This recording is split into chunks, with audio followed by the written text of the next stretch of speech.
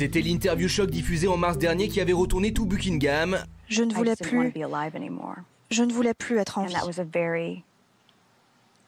C'était une pensée très claire, réelle, effrayante.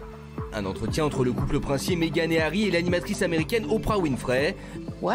Durant cette interview, le couple avait fait de nombreuses révélations au sujet de la famille royale et avait notamment dénoncé des faits de racisme au moment de l'accouchement de Meghan.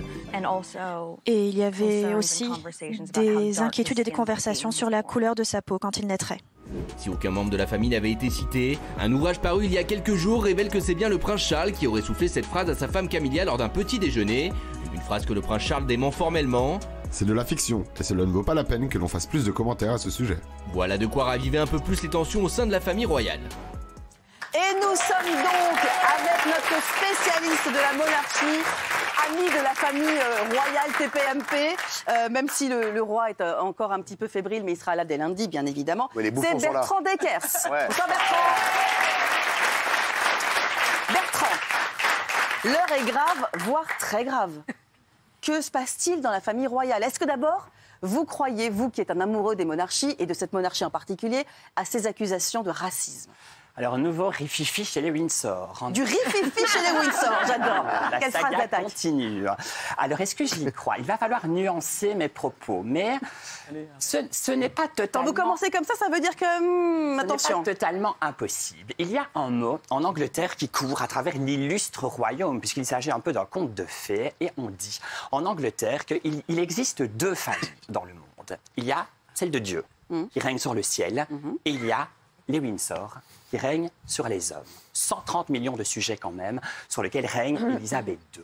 Je vous parle de cela pour vous dire que les Windsor, certes, c'est un clan qui est médiatique, qui est fascinant, qui est rutilant par les bijoux, mais c'est surtout le clan le plus fermé du monde, le clan le plus fermé de la Terre. Ça veut dire qu'on ne sait pas ce qui s'y passe. On ne sait pas vraiment ce qui s'y passe, mais il est très difficile de pénétrer chez les Windsor. Il y a ce qu'on appelle le cercle magique qui entoure la famille royale. Qu'est-ce que c'est le cercle magique? Qu'est-ce que c'est le cercle magique? Les conseillers, les dames d'honneur, qui entourent la reine et qui, par magie presque, pourraient la toucher. Il est inutile de vous dire que le jour où ils font cela, ils dégagent illico presto. Oui, parce qu'il faut qu'on rappelle qu'on n'a pas le droit de toucher à la reine. On ne touche pas à la reine. Mais c'est pour faire Alors que moi, on peut me toucher si on veut. Ah oui. Non, mais voilà. On demande, bien sûr, mais voilà. C'est sur un On n'est pas viré, quoi, si on vous demande. On n'est pas viré si on me touche. Voilà. Pour faire partie de ce cercle magique, il faut faire partie des familles les plus anciennes et les plus nobles de l'Empire. Inutile de vous dire qu'ils ont tellement le sang bleu qu'ils ressemblent à des schtroumpfs, en quelque sorte. Oui, mais c'est loin d'être anecdotique. C'est pour vous dire donc évidemment, il n'y a aucune personne de couleur qui évolue dans ce cercle. Ce n'est pas vrai. Depuis 2017, il y en a un lieutenant-colonel, d'ailleurs sur la demande du prince Charles, qui provient du Ghana, qui en fait partie. Une seule personne sur un staff que l'on peut qualifier de 250 à 300 personnes. Donc sur 300 personnes, il y a une seule personne noire. Voilà. Aucune mixité, quoi. Donc vraiment pas de pour vous mixité. dire que ce n'est pas tellement du racisme par rapport à la couleur de peau. Je pense vraiment que lorsque l'on est d'ailleurs Windsor, tout ce qui est un peu différent vous paraît suspect. Pourquoi? Parce qu'ils évoluent dans un cercle qui est archi fermé. Mais Bertrand, question. Est-ce que vous pensez que réellement, le prince Charles a pu s'interroger sur la couleur de peau de ses petits-enfants? Bien sûr, il a pu s'interroger sur la couleur de peau. Tout simplement comme quelqu'un demanderait, marierait son fils qui est roux à une personne qui est métisse et qui demandait mais de quelle couleur exactement va être la peau du bébé à venir. Ça vous choque pas? Non, ça ne me choque pas parce que vous savez quoi, le prince Charles, il est au cœur du système et il sait très bien, c'est des inquiétudes qu'il formulait aussi. Jean-Michel. Mais ça ne choque absolument personne. Oui. Mais moi, j'ai plein de ça couples... vous choque pas, vous? Mais bien sûr que non. J'ai plein de couples mixtes dans mes amis, comme tout le monde. Et les parents eux-mêmes se demandent à qui ressemblera plus le bébé à la naissance. Est-ce qu'il prendra plus de la mère si on le et formule du comme père? ça, à qui il ressemble, c'est pas pareil que si on dit tu penses qu'il va être noir, bah oui, mais ça revient au même. Être raciste, c'est être choqué par un mariage mixte. Mais pas c'est purement et simplement du racisme. Mais toi, tu veux du racisme partout, toi. Mais pourquoi? Vous voyez la polémique que ça fait? Mais pourquoi c'est du racisme de s'interroger sur la couleur de peau? Il y a le prince Charles qui dit d'un ton, oh là là, mais quelle va être la couleur de peau? Les parents se sont demandés aussi. Mais qu'est-ce que t'en sais? Arrêtez, il a fait bosser ses avocats, il est terrorisé prince Si Charles, t'avais un enfant, il a dit- si t'avais avec un enfant avec Fatou, tu te demanderais pas s'il serait plus du côté de Fatou, plus du côté de malade toi. ou quoi? Mais Mais tout le vous monde êtes se le complètement demande. fou. Eh ben, tu serais le seul. Mais la couleur de Tu serais peau n'a le rien seul. à voir dans l'existence Mais des qu'est-ce qu'il y a de malades. raciste de s'interroger sur la couleur de peau? Bah oui. C'est quoi? Bernard. Tu- Ah oui. Ce qui est raciste, c'est d'être choqué par un mariage mixte. C'est pas de se demander à qui ressemblera l'enfant. Bah, écoute, J'ai la conversation franchement, éventuelle. là, J'ai la vous êtes fous, hein. conversation. Vous êtes fous. J'ai la conversation éventuelle. Selon Christopher Anderson.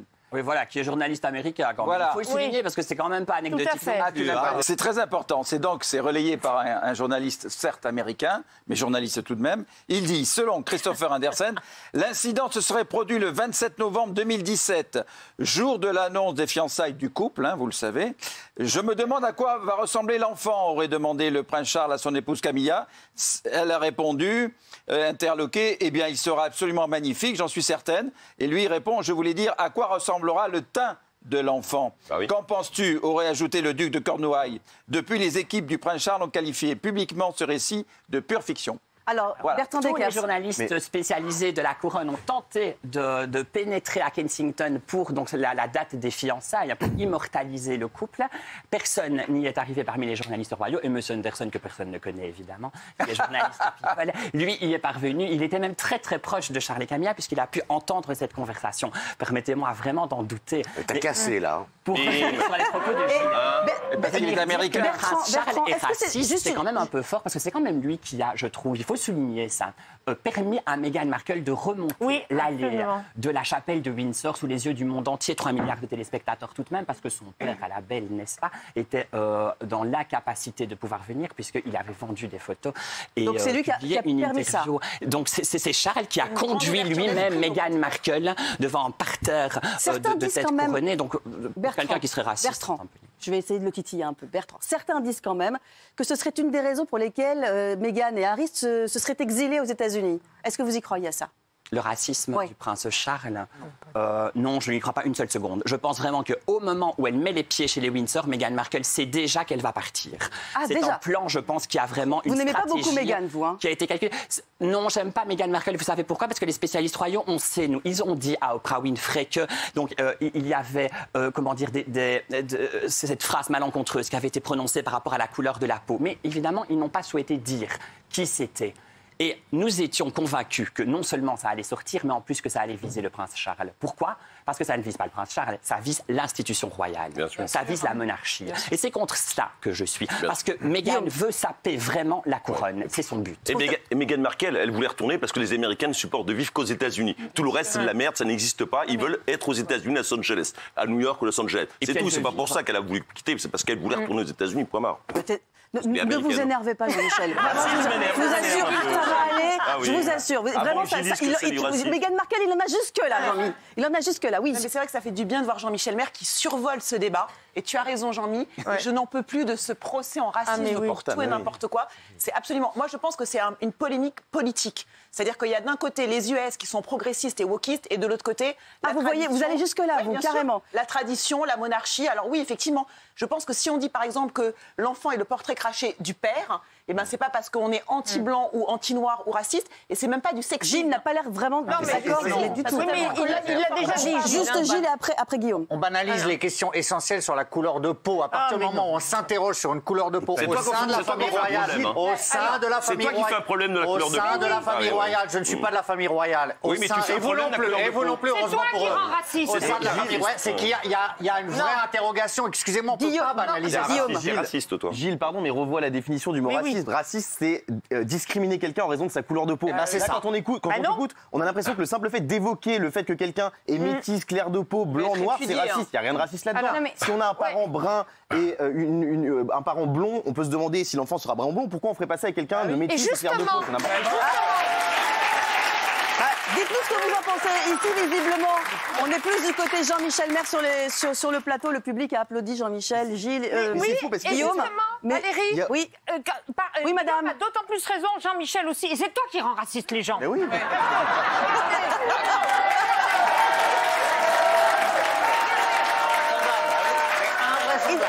Isabelle.